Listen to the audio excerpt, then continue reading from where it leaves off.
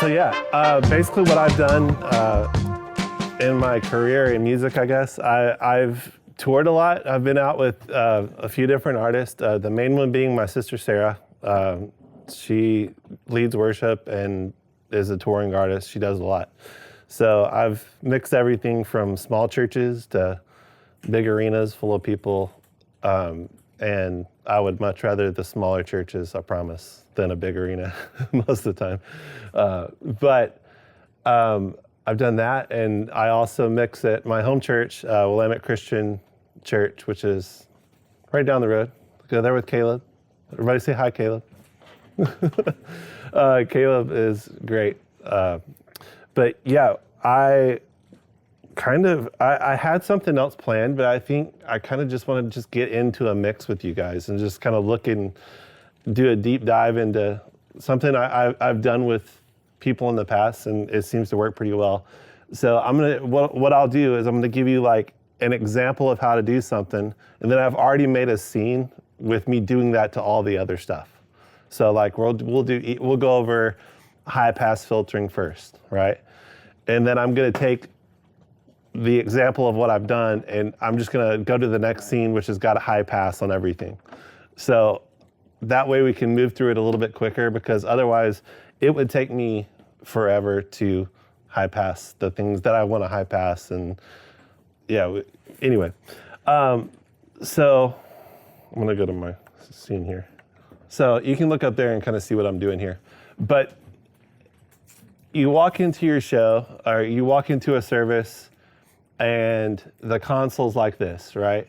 Which should never, ever happen, right? Everybody's got everything labeled. Correct labels, by the way, right? On everything. That never happens at my church.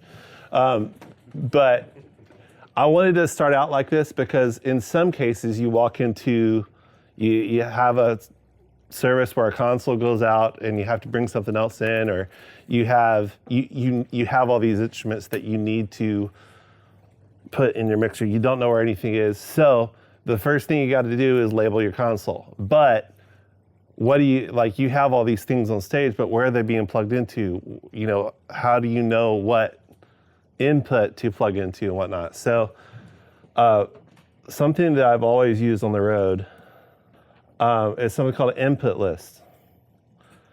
And I've taken that and I've also adapted that into all of our campuses and what we do at our church, and also the churches I've worked at in the past. I've created input lists for everything. And what that is the actual input, or the actual instrument or input, I guess, on the console that I'm looking at. And then I also have the stage box, right? Which is this thing that's on stage. And I'm running from the console to the stage box with just one Ethercon cable connected to it, rather than the old days where we used a copper snake, right? Any of you guys use a copper snake still? That's awesome. Still. No, that's good. Hey, those are great. They work great. And actually we have some too, but we use them as stage drops a lot of times, so they'll be around the stage. Stage box, the numbers that's going into the stage box. In this case, everything's just labeled the same because this isn't really an actual input list that we're using. But then I have where it's going to on the card, which is our record card. I multi-track everything that I do so that I can use them for trainings, and I can do different virtual sound checks and whatnot at our campus. And then I've got our MADI out, which sends to broadcast.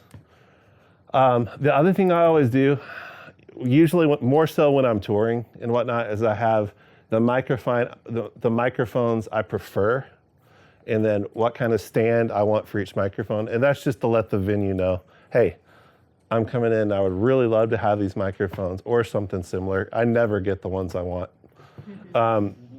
because some of them are kind of outlandish a lot of the times. This isn't actually what I usually put on there. But the other thing is I have a note section, and I, like for the electrics, I'll say, maybe we're using a DI, where DI means direct input into their snake, right? Or we're using a direct box.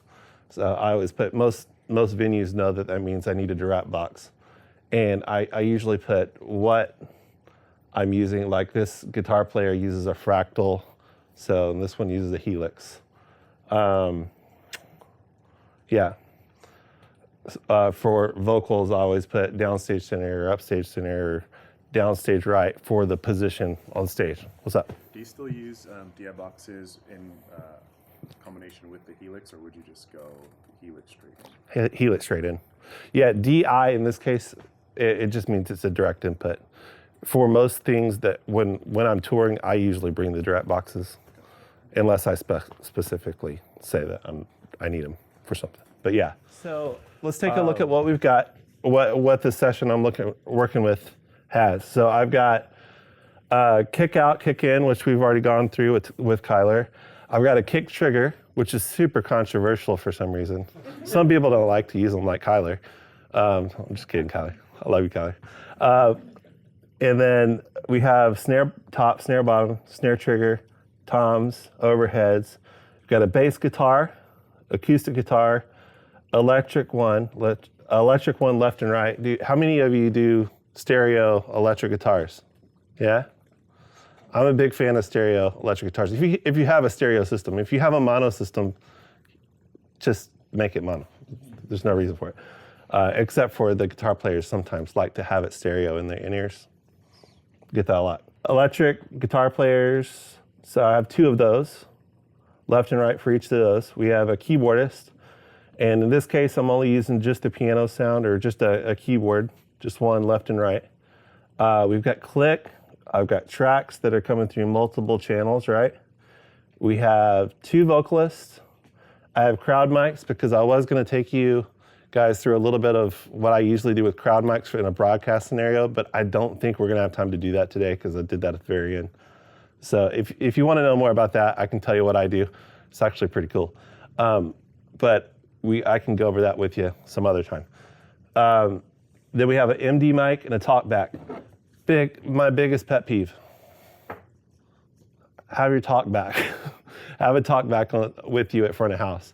The last thing that the band needs to hear on a Sunday morning super early is you yelling across the auditorium at them, thinking that they're in trouble for something, when actually you're just trying to yell across the auditorium to get their attention.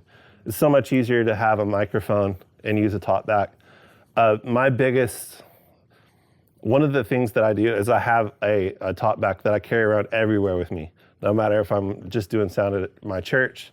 If I'm doing I use my talkback just because I want to make sure that's always something. I don't like the way it looks when I have to yell, and I don't talk super loud either, which you guys know. Talkback is great. An ND mic, which is just the musical director on stage, just the guy that's leading the band, right? So that's something that we have at our church and that I incorporate. So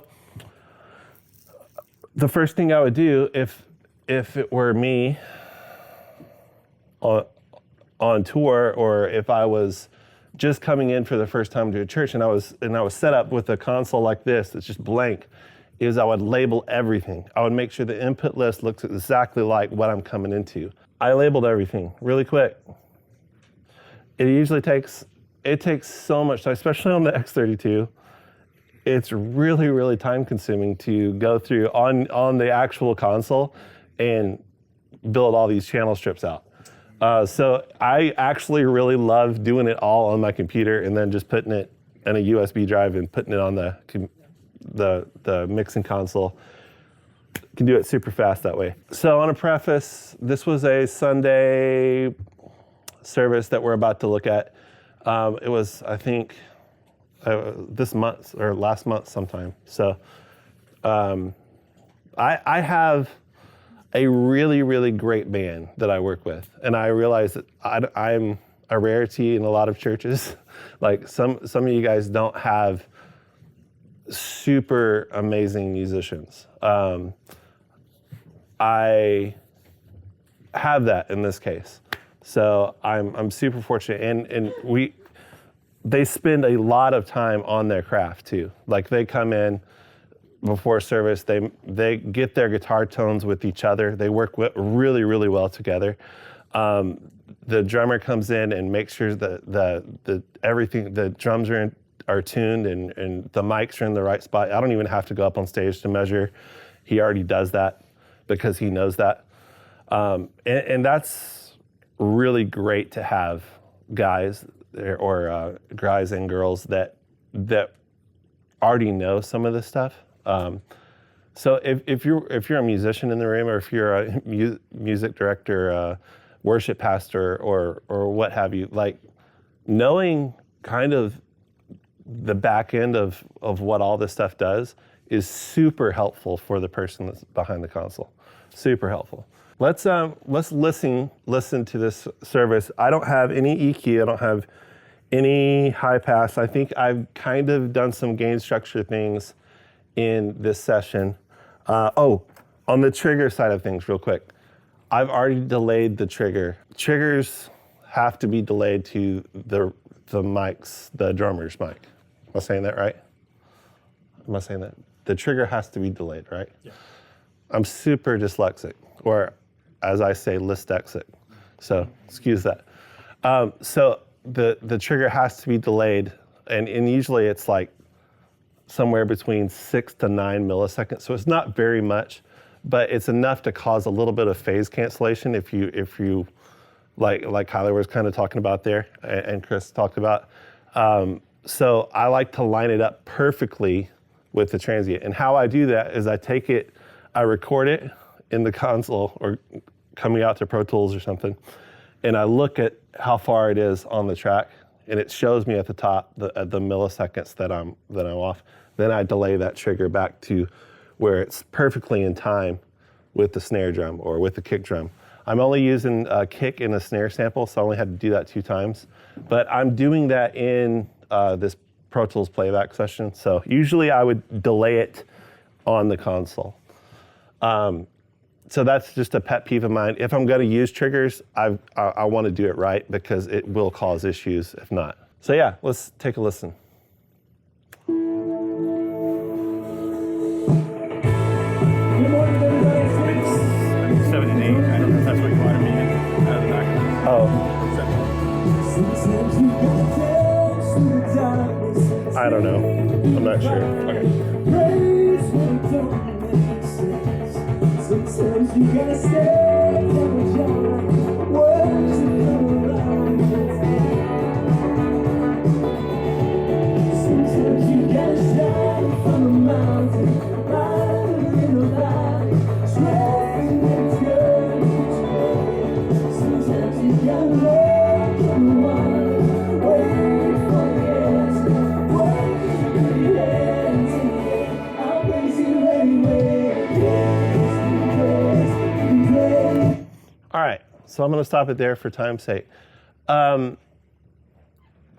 other thing I'm going to mention before we dive into mixing. Part of the signal flow that Kyler mentioned earlier, the first step in the signal flow to me is always the source. It's always the guitar or the singer or the drums. Like if we are I'm really good, and the guys that I work with are really, really great at making sure that I'm getting the best possible source. So if I'm working with an acoustic guitar, right? This acoustic guitar is an exception. I think it was a week where he didn't have his right one or something. But I want to make sure that, number one, his guitar's in tune. Like sometimes they can't hear that in their ears for whatever reason. And that's, to me, I always take ownership of that and I let them know. But I always have a relationship built with them beforehand. I'm not just the guy that's critiquing them all the time, right? So that's why one of my biggest pet peeves is whenever I walk into a venue, the first thing I want to do is introduce myself to the band. I want to make sure that I know everybody's name. I'm not saying, hey, singer number 1, can you sing something? You know, I want to actually say, hey, Claire, can you do this, that, and the other? When you're being personable with the band, when you're being relational with the band, you're a lot, you become a person to them and less of a robot, you know? And I think that they don't take offense. When you're working with artists, you guys know this, some of you are artists. I'm an artist. We're a little bit more susceptible to getting our feelings hurt sometimes, right? Trying to put that lightly, but we are. When somebody comes up and says, hey, that mix wasn't good, that hurts my feelings a little bit because that's an art form to me, right? So the band's feeling that on stage too, is what I'm saying. So if you're just kind of being robotic and make sure that you're being relational with the band. That's a big super help. So the first thing I want to do after we've done gain structure, Kyler's already kind of went through gain structure, so I'm not going to go through that. On this console, I like for whenever I'm gaining things with the gain knob, which is this top number at the top. This number is the gain, right? I want I'm going to turn this down for a second and play it.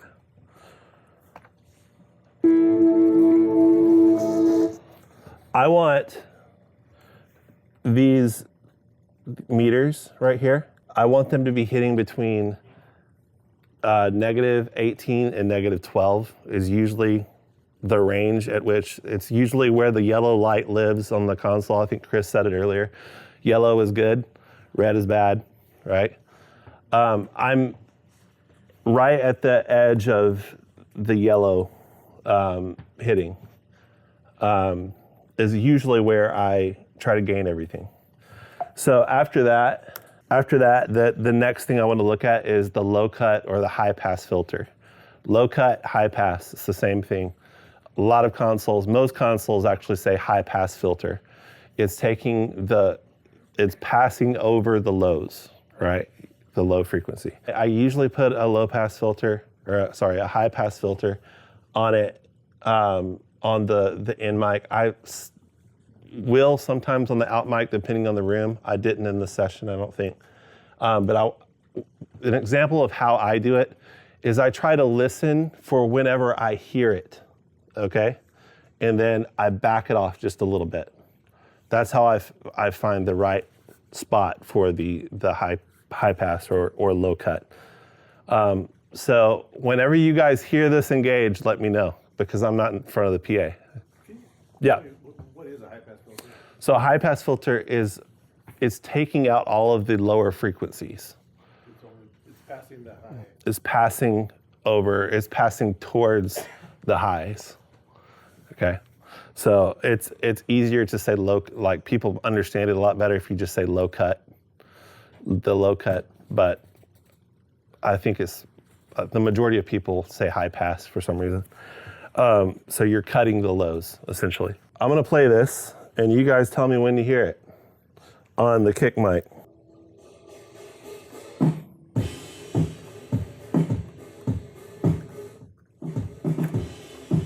Oh.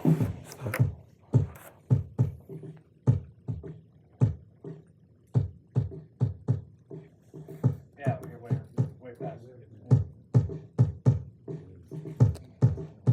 Yeah, you can kind of cheat with the RTA too, but make sure to use your ears. Right? So I'm usually right in that area. I go right over it just a little bit, and then I come back. That's how I find the right spot for it. So that's an example of that. Another big one is like tom mics. I typically will put these on. Which mic is that? I'm sorry. Oh, Tom. Okay. He's not gonna play the tom, so I'll do it on the snare. So snare, top, same thing.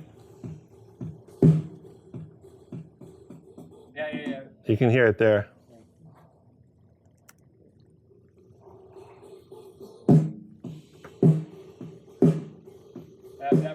Yeah. Yep, so I'm gonna pull it back just a little bit. And so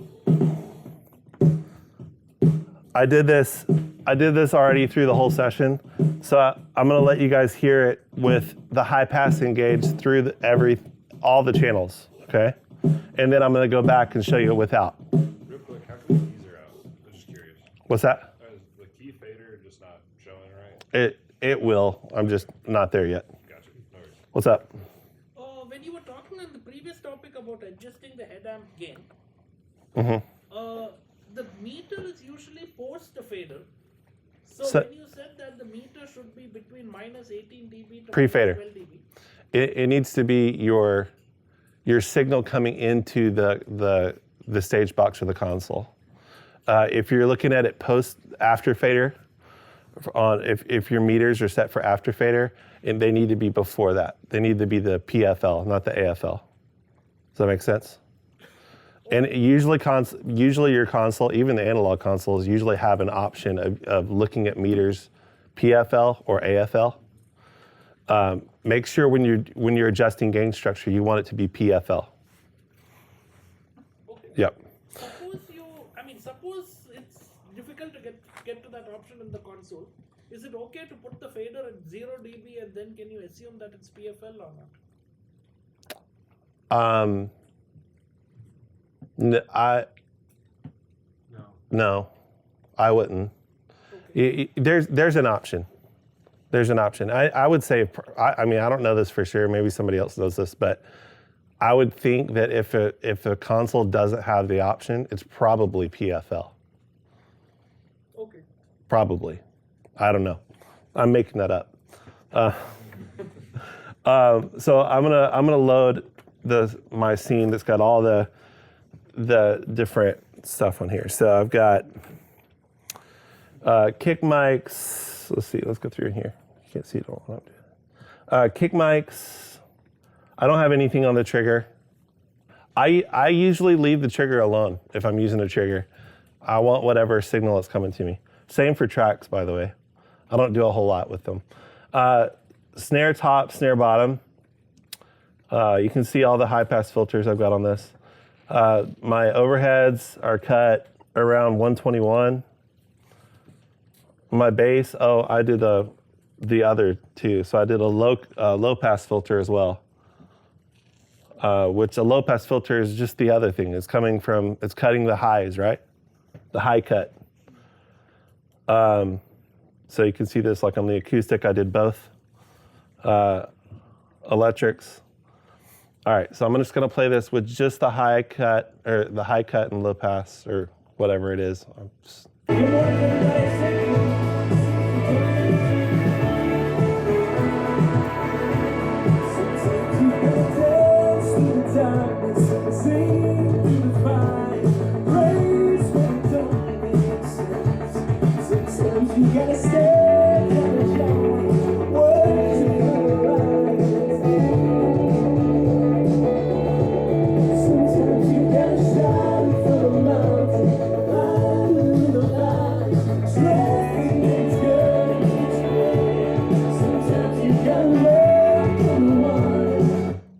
All right, so I don't know if you guys probably can't hear it, but that actually improved the mix a little bit. It got rid of all the rumble. And with your high pass filters, and I know I'm spending way too much time doing this, but it's really important to get these right because a little bit on one instrument goes a long way for a full mix. And same for EQ, same for compression. A little bit on one instrument goes a long way for a full mix. So I'm gonna go down to EQ now. So the next step, if you think of an analog console, some of you have never seen an analog console probably, which blows my mind, but I'm getting older. But I literally, I've talked to a guy the other day who's mixing, like he's a really good mixer. And I started asking him saying oh yeah, that lines up like an analog console. And he goes, yeah, I don't know. I was like, are you kidding me? But if you think of an analog console, you usually have the gain knob at the top, right? Then you go the next thing. I mean, you've got the preamp section, so you've got your 48 volts of phantom power, your phase inverter thing, or not phase, polarity, Then the next thing after high pass, if you have a high pass, usually on the analog, it's usually button. And then you get to an EQ section, which is like high, mids, lows, right? So the next step for me in the signal flow is the EQ. So yeah, let's EQ something. Let's EQ a vocal. The mercy of our God. So the first thing I'm hearing is just some mud in their vocal.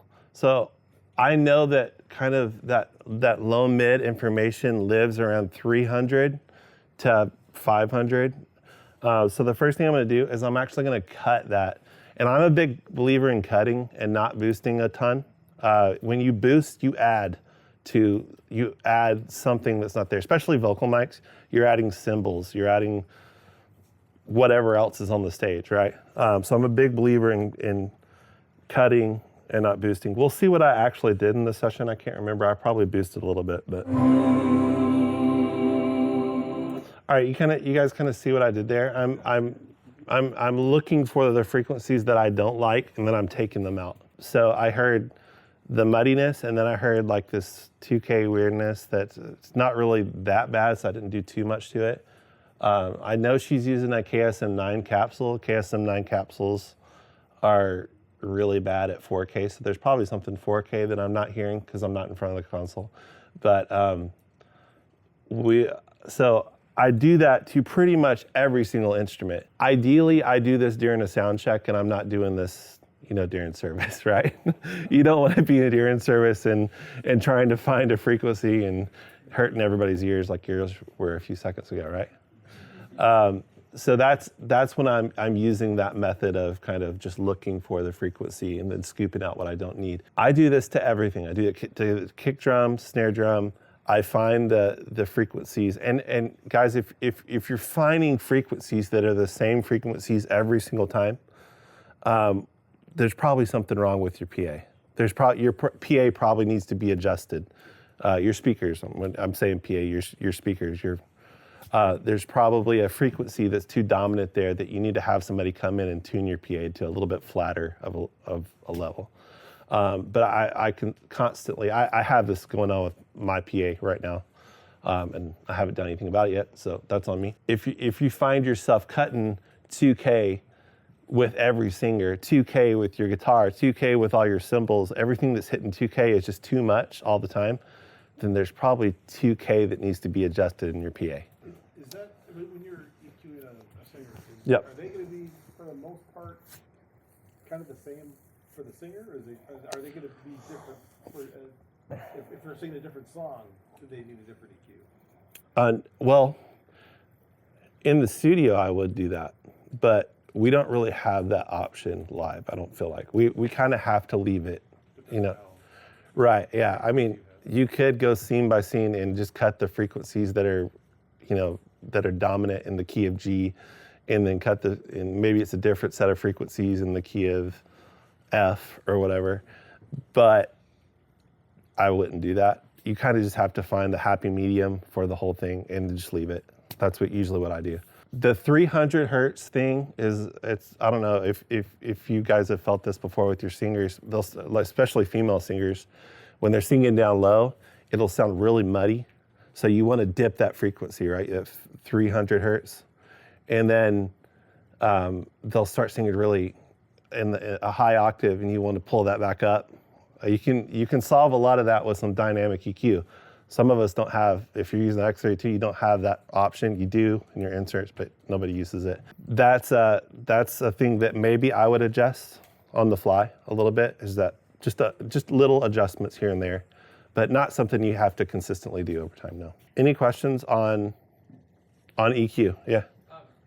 Kind of along that same line, one of our singers, it has that muddiness that I pull out, and it sounds lovely when singing, but then when speaking to the congregation, it's too muddy. And so I manually boost some of the higher range to get some clarity in the voice, but then manually have to pull it back down when singing happens. Is that a dynamic EQ, something that would solve that, or is it something else? The dynamic EQ would help that. The other thing that I've found that helps that situation, I've started doing a parallel vocal group parallel compression group for my vocals. So what that means is I've got a dry vocal that I'm sending to a group, right? And then I've got a super compressed group that's the same channels going to a different thing. So, and then I add that in and I blend those two together, and it actually has helped that scenario significantly, but it also helps the 300 hertz weirdness that happens. And that would be a lot to get into that I don't have time to do, but I can walk you through that. So that's EQ. All right, so I'm gonna go through and show you what I've done to this. I did this last night in my basement. My neighbors probably hate me, but I kind of did all this. So this is kind of everything flat, maybe. Or sorry, the fader's not mid very much, and then everything EQ'd. That was just EQ and high pass filter. That's where we're at. And it probably, I have no idea how it sounds standing here, but it sounded, I noticed that's when I started hearing a really big difference in the mix last night when I started doing the EQ. It cleaned it up, yeah. And it's not gonna sound perfect, but all right. So next, let's move to compression. Compression and gates. Let's start with gates, actually. I try to only use gates on snares and toms, sometimes kick if I need it. And I never ever want the gate to be heard. If you can hear a gate closing or a gate turning off, which I guess I should explain what a gate is. Do you guys know what a gate is? A gate is opens up and lets sound in, and then closes to keep the sound out, essentially. And it does that. There's so many different ways I could get into it, but I don't have time to really dive into it. But it opens up. You set a threshold to where it hears a certain level of sound, opens up, and then once that sound is done, it shuts. There's attack, hold, release, range, and threshold. There's all these different knobs that you can turn to make it react a certain way with that gate. There are a ton of YouTube videos. I think Chris, do you cover that in your stuff? Yep, so you could probably jump on Chris's thing and learn exactly what a gate does and all the different knobs. But for gating, I'll show you what it does here. I'm gonna go to the snare.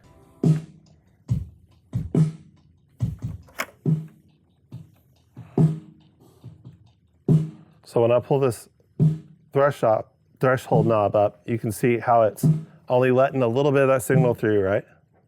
And then it's cutting it.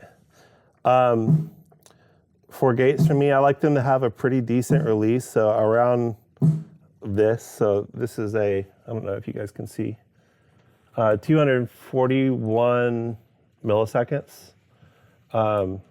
And then my hold is usually closer to that number as well. So the hold is holding the note for as long as it can before it starts to shut it. And then the attack is how quickly it's gonna react, right? My attack for a drum is usually gonna be somewhere around 1 or 2 milliseconds. It's pretty quick. And then if you ever hear a gate start snapping and doing something it's not supposed to, some consoles have it. Some gates have this, but it starts feeling like it's attacking, but too much. It's usually because you've got your attack time set too far, and you need to pull that back to like a 1 millisecond or 2 milliseconds. Some of them go to 0, or some of them you need to pull back to 6. It just depends on the console. It depends on the gate. But yeah, that's doing what a gate is supposed to do right now. You can hear a little bit. That's what a gate is. So the other thing I want to do to that is I want to use a compressor to just kind of give it a little bit more of a snap and to make sure that those loudest transients are being brought down. What's up? How do you balance that with also wanting to pick up those ghost notes that are playing on the snare? Or no trade-off? That's typically what I will not use gates sometimes because of that. If there's a drummer that's playing a lot of ghost notes or whatnot, I'll just turn it off. And I know some people can get it perfect, and I have before I got it perfect. But it's if you don't have the time, gates are usually the last thing I do when I'm mixing. I go back to it and try to get that right, perfect, and I have to use headphones to do it in solo. So it takes a lot to get to that point. So if I start noticing that the drummer's playing these ghost notes and I'm not hearing it in the room, I just turn it off and I work with what I have. Because if I don't want it to be a point of distraction. So, and also I want to be able to hear what the drummer's playing. A lot of times I'll turn them off, and sometimes I turn it on and off per song, on a per song thing as I'm mixing. Yeah, so compression. So what I'm doing with compression, I do this on everything, including vocals. I want those loudest where I start with compression, and I use compression as a correction tool. Sometimes I use compression as an effect, but I start by using compression to fix the things that are being super loud coming in and out. You notice in Matt's vocal here, he's really dynamic in the way he sings. He's sometimes super loud, sometimes he's really quiet. And I want him to be able to take those, I want to be able to hear what he's doing without feeling completely lost and having to move the fader up and down for everything he's doing. So I'm going to take that threshold and bring it down to just barely seeing this. So actually, let's go to Matt's vocal. So listen to what it's doing. Listen for when he starts singing out really loud, and you can kind of hear something happening. That's the compressor kicking in. You can hear kind of something's pulling him back. So that's a super basic way to just do compression really fast. If you're on an X32, if you're on a smaller console, usually there's a threshold dynamic knob, and usually it's the ratio set. The ratio, by the way, is how much you are compressing. So if you set it to, like this is automatic, I think they're all set on the X32s to 3.0, or I think it's a 3-to-1 ratio. If you just use it like that, and you do everything with that, it's still probably going to be pretty decent of a thing. It's not going to be accurate, but you can get a mix to sound pretty good. If you're just barely touching and having a little bit of gain reduction from the things that you're hearing that are being really super dynamic. Usually with singers, I set it to a 4-to-1 ratio, and then I bring the threshold down to where it's just hitting. And I start there, and then I adjust as I'm hearing. It's really important just to use your ears and do what you're hearing. It takes a lot of listening to compressors and hearing what compressors do. And then there's different types of compressors too, which I'm not going to get into it either. But those compressors react differently than like this one. I don't even know what kind this is, but I know there's probably a million questions about compressors and gates. Anything that you guys have that you're wondering right now about a compressor? Yeah.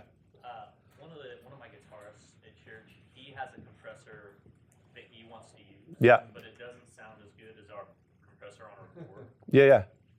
Do you typically say go with the board compressor for stuff like that, or do you? No, this is why having a relationship is really, really good. Because if it doesn't sound as good, and I know that, I'm going to go talk to the guitar player. I'm just going to say, hey, bro, my compressor's sounding a lot better than that is. Can you just turn it off? And for you sound guys that don't know a lot about guitar pedals and don't know, and you're dealing with guitar pedals a lot and guitar players a lot, that's something to learn. Like, go research that stuff. Go research where people are putting their compressors in their guitar chain. Signal flow, yeah. So let's listen with the whole mix with things gated and compressed.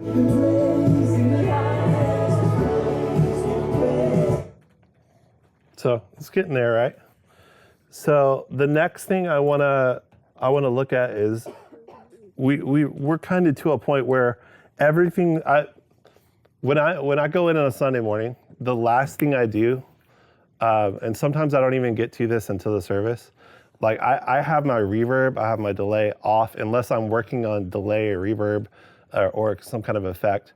Unless I'm actually working on that thing, I have it off because I want to be, during sound checks, during rehearsals, during run-throughs, I want to hear everything distinctly. You know, unless I'm trying to find the right reverb or kind of tune in on a reverb. But to me, a correct vocal or a vocal that's put together right is far outweighs what kind of reverb I'm using or a delay, if that makes sense. But effects add a lot. So this, I think I have, on this board, I've only got 4 effects going. Typically, I will do a vocal reverb and I do an instrument reverb. On the console I use on Sundays, I have anywhere from 6 to 10 effects usually. So this is kind of, on a limited console like this, I will do 4 effects usually. Vocal verb, I'll do an instrument verb, which I send snare, toms, some overheads maybe. Sometimes I put the piano in it. Acoustic guitar I put in there. I usually don't do electric guitars because they've got tons of reverb and delay they're running through, right? But those are usually, and then of course vocals, I've got vocals going through the vocal verb. Then I'll have a delay. The delay for me is usually a quarter note delay that I have, and I'll have it pretty long usually. I think the feedback's usually around 40 or 50. So I'm trying to keep it longer because I'm usually controlling the delay a lot as I'm mixing. I'll give that more gas or less depending on the situation. And then I have something called a trail delay that I use. And the trail delay is essentially, let's see if I've got it on here. So you see what I'm doing with that delay? I've taken everything out of the high end, everything out of the low end. And I've just got this mid section thing going. And what I use that for is when the singer's singing and they hold out notes, I pull that delay up a little bit and then I pull it back down. And I actually have a DCA or a VCA, is it DCA, on my console that's just dedicated to that. So this fader is dedicated to that delay. So as the vocalist is singing and she's singing a really long note, I'll pull that trail delay up just where I could barely hear it, right? For me, reverbs and delays are something that is almost felt more than they're like heard. But I'll pull that up and it just kind of gives it a lift to whatever she's singing. So I'll give an example of this.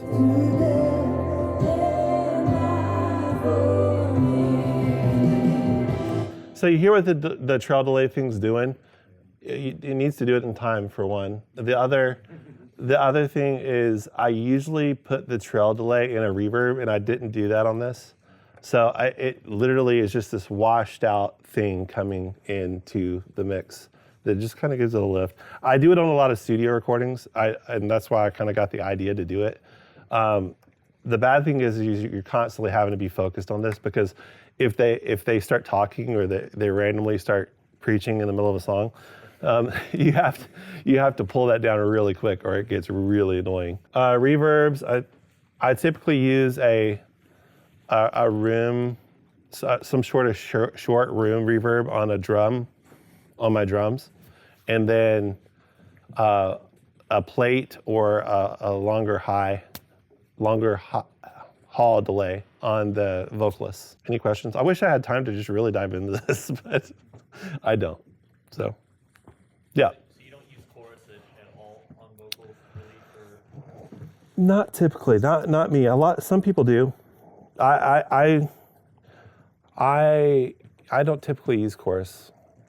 Yeah. Modulation effects are usually not my thing. Chris said it's his thing. He probably does. I will do some modulation stuff on a delay, like the end, like if it's within a delay that I'm using, I'll use that modulation. Yeah. there potentially being a frequency issue in the PA itself, Mhm. would you recommend, especially churches, would you recommend them trying to EQ the room themselves? No. Or what would you recommend? Call a professional. There are Cut. tools used to do that job that Yeah. a man Yeah. No. without tools. No, you don't. Like I don't even tune my own PA. Like, and I've been doing it for 20 years. I have, but quite simply, there's just people that do that for a living, that have tuned thousands of PAs, and I want those people to be the ones adjusting that kind of stuff, because you could really mess up something. How often does that need to be maintained and checked on? Speakers change over time. So I don't know. I would look at it every year and decide if it needs to be tuned. But yeah. Yep. What's Where up? are you doing that? I don't plan on doing it, but it's like, yeah. Okay. So some people do it on something called a processor that lives in a rack somewhere that has equalization and compression and everything in it specifically for your outputs coming out of your console into your speakers, and they adjust the speaker EQ and whatnot. That's where most people do it. Some people do it on their console. I'm currently at my church, we do it on the console itself, which I don't like. If you're doing that, never do that to your main left and right bus. Do that to a matrix on your console. Go into your speakers and just put your left and right bus in those matrix. But if somebody comes in and wants to get a mix from the console, all that EQ will be on whatever mix they're getting from the left and right bus, if you put it on your left and right bus. So best practice is to do that on a matrix. Yeah. If you're doing it on the console. Then would you put makeup gain when you compress vocals? Sometimes. I think I did on this session, actually. Yeah. I use makeup gain, and I do it more when I'm not doing a lot of parallel compression, which I don't know why this is freaking out on me. On her vocal, you had makeup gain. Yeah. The thing you have to be careful with makeup gain is, remember, whatever you're compressing, when you add makeup gain, you're adding more of whatever. So if you're taking a snare drum, for example, and you're compressing that snare drum, and you add makeup gain to give it a little bit more of that pop, and it sounds really good on its own, the minute they start opening up the hi-hat, that's gonna bleed through a lot more, because you just pulled up that hi-hat mic as well. And even more so because you're basically using it as a limiter and saying, hey, I wanna take all these transients here that have been smashed and pull them up. So you just have to be careful with that kind of stuff. Sometimes you can get away with it, sometimes you can't. When you can get away with it, for a vocal especially, you can really make the vocal sit really nice and center with makeup gain. Yeah, I just find sometimes I'm at the point where it's like I'm losing the vocalists, they're not cutting as much. Yeah. And so, but when they do cut, it's like really harsh, so I want that, Yep. that curve, so I'm like taking and I'm adding, taking. Yep. adding. No, that's a way to do it for sure. Just be careful, because especially if your drummer doesn't have a drum cage or something, and there's a lot of bleed in the microphones, you can be adding a lot of cymbals and whatnot. But yeah. When you're training somebody new, like brand new to sound, where do you start? What's your workflow with a new volunteer? Well, they will stand right next to me and watch me for a couple of times, and after that, I will explain to them as I'm working through. So it to me, it's an on the job kind of thing. You have to be, to me, if you're wanting to do this and you want me to train you, I want to know that you're invested, like really, really invested in it, because it takes a lot. Like, you guys don't know this, like mixing is so deep and so subjective a lot of times.